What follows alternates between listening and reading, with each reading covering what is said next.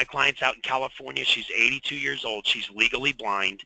She makes breakfast and lunch, has had this restaurant for the last 40 years. She has government employees that eat there. She said they're like her kids because they've eaten there almost every day forever, and she loves them. She had to get registered to keep them. I was at a convention for a week, and this guy called her and told her she needed a GSA or she was going to lose all her government business. They basically had her in tears. And she gave him a credit card for 10 grand to get on a GSA schedule to sell frozen foods to the federal prison system.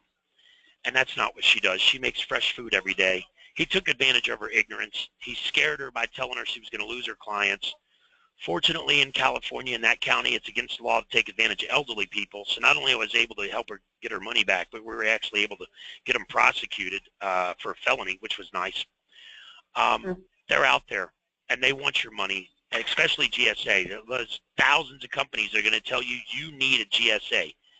If you want to know if you need a GSA or not, you go to the Federal Procurement Data System, fpds.gov, just like this, fpds.gov.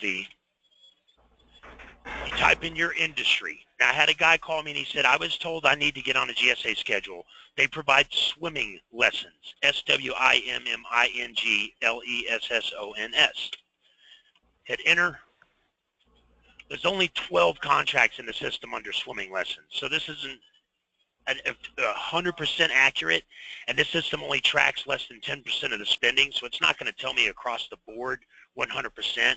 But if GSA doesn't show up in here at all, it's not likely that they need a GSA schedule if GSA doesn't buy swimming lessons.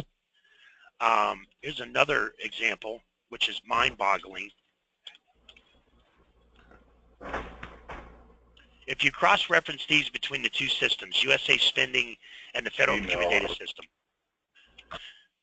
you'll see how these systems only track a percentage of the spending because they never agree with each other. USA spending under popcorn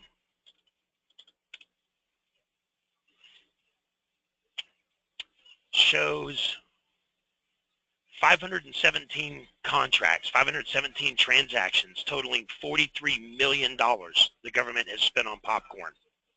If you look in the Federal Procurement Data System, it shows 238 opportunities, whereas USA spending showing 517. So it's not agreeing right there. But at least we know, based on that small percentage of spending, in the popcorn arena, GSA has made up 35 of the 238 purchases for popcorn. So GSA does buy popcorn. But at 35%, that's 33 1/3 per 100. So it's about 12, it's about 10%, a little under 10%, a little over 10% of the total spending, right?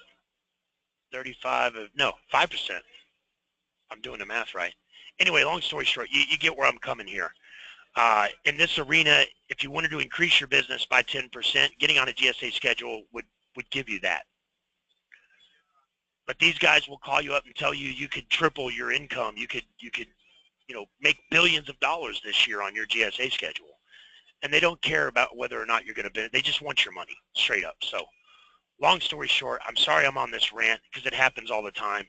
Don't buy anything from anyone without checking with me first, and you'll never run into that problem. I also have an article on my LinkedIn about how to determine if someone's a scam or a ripoff. It's a very good article. I've gotten a lot of positive response on it, and if you follow those instructions 99.9% of the time, you will never get ripped off again.